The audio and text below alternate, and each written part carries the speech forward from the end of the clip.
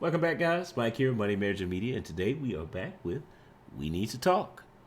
Today's episode is We're Just Scared. But you know who's not scared? You, because you're liking and subscribing to these videos so we make that 600 subscriber goal, right? I know it. Yeah. Okay. We're going to go ahead and get this conversation started. Just remember, we want to preface this with the gender war is dumb. We need each other. Men and women, cut that off. Men and women, we need each other to make it to the end of life. So fighting, going back and forth with each other when we need each other, that's just dumb. We need to move past that, right? Especially if we want to rebuild our community. And like and subscribe, guys. Let's go ahead and get this going. What kind of man would you be? And then give me as much detail as you can.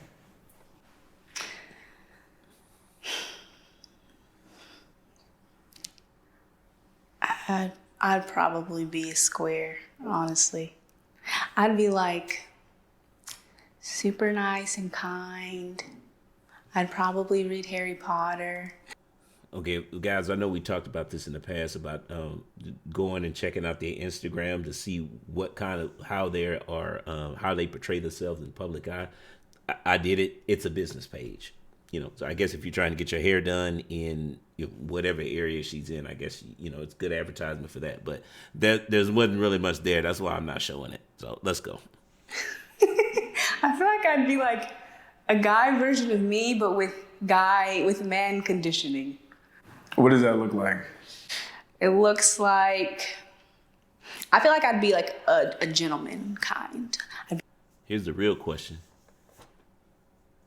Is that the kind of guy that she goes for right now? Be the one that's like opening doors, and I'd be the one that's probably the average person wouldn't look at me and think that I was like a masculine man, because I don't think that I'd be like aggressive or whatever, but I still think that I would be like a protector type. But yeah, I think I'd be like. That sounds good, but is that the type of guy she's looking for, though? Because if it's not, that's pointless. Nerd boy mixed with like athlete, mixed with like a sweetie pie family person kind of situation. Oh, so right now, a lot of I talk to like younger boys, and they say that archetype of dude does not have success with girls. He doesn't necessarily win unless he's like super duper attractive. So like, why is the version of man that some women often describe not what they gravitate to most of the time? Exactly. So I know for me, it took me a lot of growing and learning before I started gravitating towards that kind of dude, because I was used to my dad. This is maybe going to be really bad, but he's probably never going to watch this. So my dad is kind of like that, like center of attention, life of the party, super charismatic, like can pull any girl he wants kind of dude. And I think that's just what I was attracted to, because that's who my dad was, and that's how I thought that men were supposed to be. What's interesting is that you think about the guy she described first, the kind of guy she said she would be. What percentage of men are actually like that? Think about it. Because most men are not life of the party, super outgoing. All the stuff that she named, there's a big chunk of men out there like that. So what is the disconnect is, I guess, what I'm asking. And I got older and I started learning that my dad was really not the kind of man that I wanted to date at all. I really wouldn't recommend anybody dating him, but he is married currently, so I hope they are doing well. But so I started figuring out what mindset changes I really needed to make in order to have the kind of relationship I actually desire to have. So, we've had conversations about the rift in the Black community between Black men and Black women. What is your, first of all, do you think there is a rift? Do you think there's a communication divide? There is a gap, there's a chasm, whatever the case may be? And what is your take? How do you think about it? Yes, I do think there is a rift. When you say, what's my take, what do I think about it, what do you mean? What do you think is the beginning? How do you think we should be having the conversation? Do you think we're doing it wrong? Do you think we're missing something? Do you think we're framing it the wrong way? What is your overall philosophy on that? Empathy. Say more. I think if as much as we can in conversations with each other, our goal is to empathize with and understand the other person, and to not take it personally as we're listening. That sounds good, but how can you empathize with somebody if you have no knowledge of their actual experience? Again, most women have no clue about the male experience. Because for the most part, we live in two different realities. So who is she asking empathy for?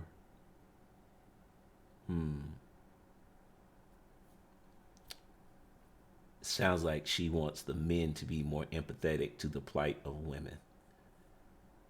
And if that's the case, I'm just guessing here. If that's the case, then what you have is a one-sided conversation. Because again, it's evidence that women possess very little, if no, knowledge of the actual male experience. But now we're supposed to be more empathetic to women. How is that going to solve things? The only thing that happens is the men continue to go unheard. Doesn't solve anything. This is what she's talking about is what we've been having. That's how we got here. That will go a long way in terms of our communication, because I think that, one, it's hard to understand the opposite sex's experience, especially when you understand your experience and how the opposite sex has impacted your experience. And two, it's hard not to be triggered when someone's talking about their experience with the opposite sex.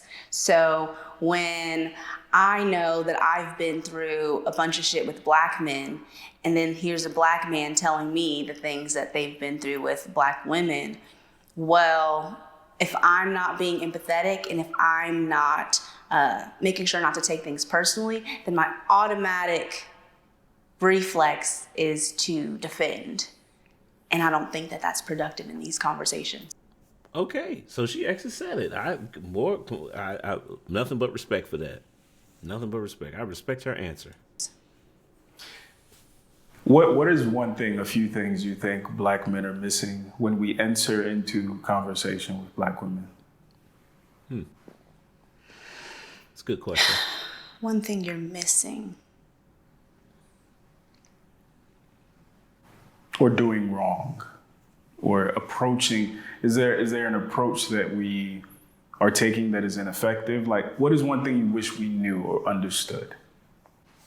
One thing that I wish y'all knew or understood.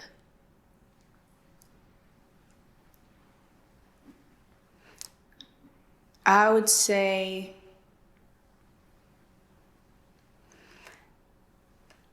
this is maybe going to sound weird, but I would say I wish that y'all understood from the beginning of the conversation that we love y'all and we want y'all and we do need y'all and we know that we need y'all, but we're scared to love and want and need y'all. And Okay. She's 100% right. But most men aren't going to know that. Why? Because women never say it. Unless, it's that whole, I'm supposed to be Professor X and read your mind. Other than that, how is a guy supposed to know that stuff? so a lot of times I feel like the response that we have is one of fear. It's one of to some degree, trying to maintain distance so that we're not hurt again. And I feel like if y'all understood that a lot of times we're coming from a place of being hurt and wounded, then you might take certain things less personally. See, I don't believe that. I think that I believe the fear comment, but I don't think it's coming from a place of actual damage. I think a lot of it is passed on trauma from an older generation. I also think that fear is not the biggest part of that. I think it's just a lack of trust. No, I think it's a lack of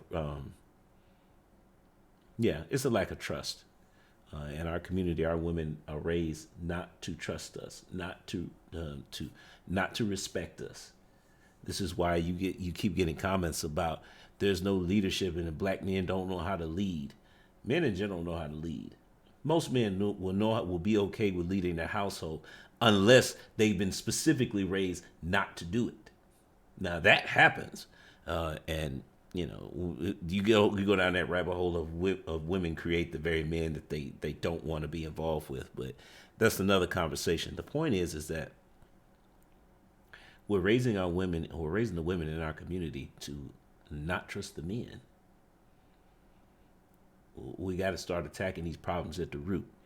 So, because otherwise, it's fruit from the poisonous tree. What we have now is the gender war, which is literally us picking up the poisonous fruit off the ground and say, "Look, it's bad. We should fight about it." No. Stop and cut down. Get rid of the poisonous tree altogether. How do we do that metaphorically? More nuclear families. More nuclear families and paying more attention to the way we raise our children. That's all I'm going to say about that, because we may not be headed in that direction. And let's keep going. As well, and understand that it's not that we want to be against you. It's that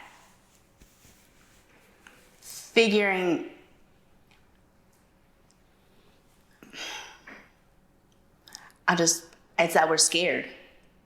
It's that we're scared to be on the same page and to be on the same team for fear of, I would say, getting hurt again. Because a lot of black women have gotten hurt by black men. And I think that the same is true, the other way around. A lot of black men have gotten hurt by black women. And I feel like there's a lot of pain and fear on both sides. You know what? I'm going to retract my previous statement. There is a lot of pain. I don't think it comes from romantic relationships. Now that she said that, I think it comes from source relationships. I think that we have a lot of young daughters coming up in our community who have emotional scars because their father is not there. And when your source relationships are damaged, you yourself become a damaged person. So I retract my previous statement. I think it is damage. I just don't think it's romantically from women going on dates and being hurt by all these guys, and then all of a sudden now she's got the stone face on. I don't think that. I think it was one, maybe two relationships. That source relationship and maybe one after that. But I don't think it's more than two that's causing a lot of this trauma that's in both genders.